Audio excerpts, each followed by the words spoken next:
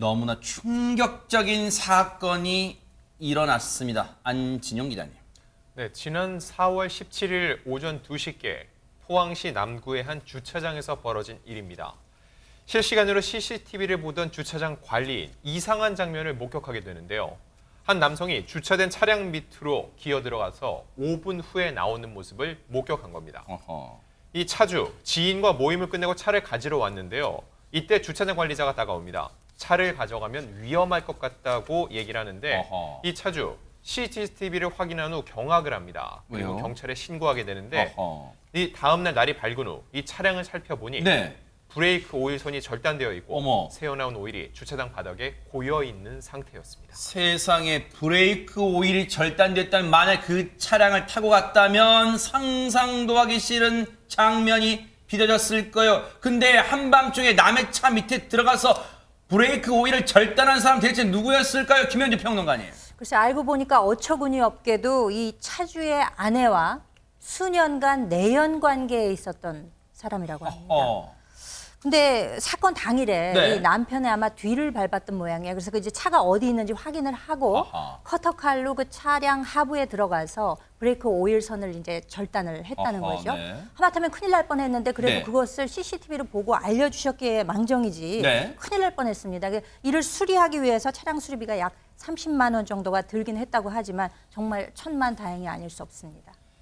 30만 원의 수리비는 발생했지만 지금 30만 원이 지금 수리비 등의 문제가 아니라 앞서도 말씀드렸지만 만약에 저 주차장 관리하신 분이 언지를 안 해주셨으면 귀띔을 안 해주셨으면 그대로 차량을 몰고 갔을 거고 박성배 변호사님 정말 상상조차 하기 싫은 그런 사고가 났을 수도 있어요. 내연남은 경찰 조사 단계에서 술을 먹고 우발적으로 저지른 범죄다라고 진술을 합니다. 경찰도 단순히 특수 재물 손괴 혐의에서 더 나아가서 살인 혐의를 적용할 수 있을지 검토하기 위해 4개월간 수사에 나섭니다. 네. 휴대전화 포렌식은 물론이고 통화 내역, 문자 발송, 보험 가입, 평소 행실 등을 두루 살펴보게 되는데 그렇지만 내연남이 아내와 공모하지는 않았고 살인의 고의를 뒷받침할 만한 단서가 없는 데다 차량 사고나 피해로 이어지지는 않아 살인 혐의를 적용하기는 어렵다고 판단합니다. 이에 따라 지난달 초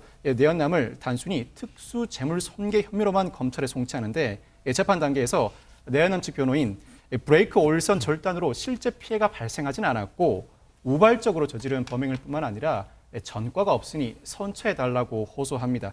일각에서는 내연남이 초범인데다 살인죄가 적용되지 않았으니 집행유예가 선고될 가능성이 높다는 예측이 나오기도 했습니다. 아니 일단 이 대목에서 최진봉 교수님 예.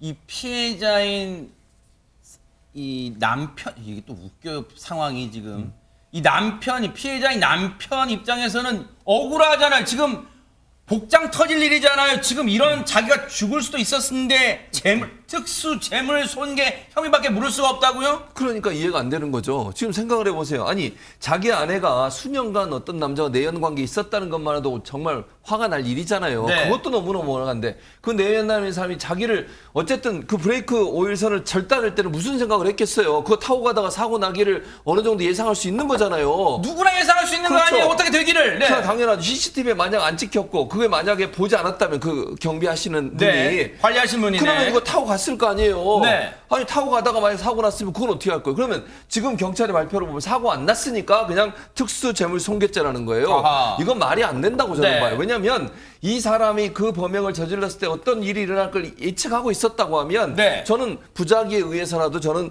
이 사안에 대해서는 심각하게 물어봐야 된다고 저는 생각해요. 그러니까요. 아니 그래서 지금 이 피해를 당하신 분이 뭐라고 지금 글을 올렸냐면 네. 이렇게 올렸어요. 브레이크가 파손된 차량을 몰고 가다 사고가 났어야 살인 미수죄로 처벌하는 것이냐. 그러게요. 이게 말이 돼. 차량이 주차돼 있던 곳은 내리막길이 심해서 만약 차를 몰았다면 대형 사고가 발생했을 어머, 것이다라고 어머, 얘기를 하고 세상에. 있고 그날 이후에 매일 생명의 위협을 느껴서 제대로 일도 못 한대요. 아니 그럴 수밖에 없잖아요. 그러니까요. 그리고 차 탈 때마다 얼마나 불안하겠어요. 6년째 못 잡을 것 같아요. 혹시라도 그 당연하죠. 사이에 어떻게 됐나 차가. 그렇죠. 그냥 반면에 끔찍한 일을 벌이고도 뻔뻔하게 돌아다니는 내연남의 모습을 보니까 치가 떨린다고 얘기하고 있고 네.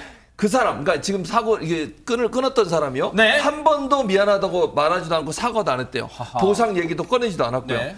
또 얼마나 그 사람이 나쁜 일을 했는지 조금이라도 느낄 수 있게 최대 형량을 좀 내려달라. 네. 라고 지금 피해자는 얘기하고 있어요. 하하. 저는 경찰이나 검찰이나 수사당국이 이 사람 이걸 끊었을 때 어떤 일을 예측할 수 있었는지까지 확인해서 네. 그 부분까지도 죄를 물어야 한다고 생각합니다. 김진휘 변호사님, 저는 이런 사건 접할 때마다 정말 너무너무 화가 나는 게 국민의 법감정이라는 게 물론 조항이 나온 건 아니겠습니다만 꼭 무슨 일이 터져야만 그때서야 죄를 물을 수 있는 거예요. 진짜 법원이 정말로 이런 거 특수재물 손괴죄 이것만 물은 거예요. 어떻습니까?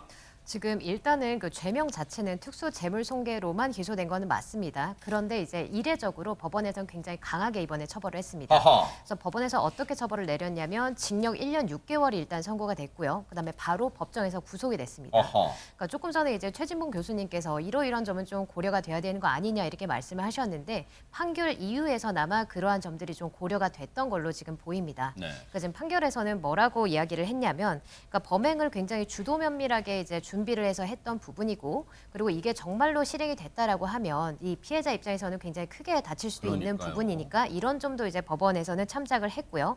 그다음에 또 양형 이유 중에 뭐가 있냐면 피해자하고 합의가 되지 않았고 피해자도 엄벌을 요구를 하고 있다는 점, 그것 또한 같이 참작이 됐고, 그다음에 이게 그냥 일반적인 관계가 아니지 않습니까? 그렇죠. 그러니까 내연남이고 이제 내연녀고 이런 관계가 있기 때문에 그런 범행 동기라든가 이런 것들이 두루 참작이 됐습니다. 그렇기 때문에 보통은 이제 특수재물손괴라고 하면은 이제 실형까지는 잘 선고가 되지는 않는데 아하. 이번 같은 경우에는 이런 점들이 좀 두루 참작이 돼서 그래도 실형이 나오고 법정에서 이제 법정 구속까지 이뤘던 것 같습니다.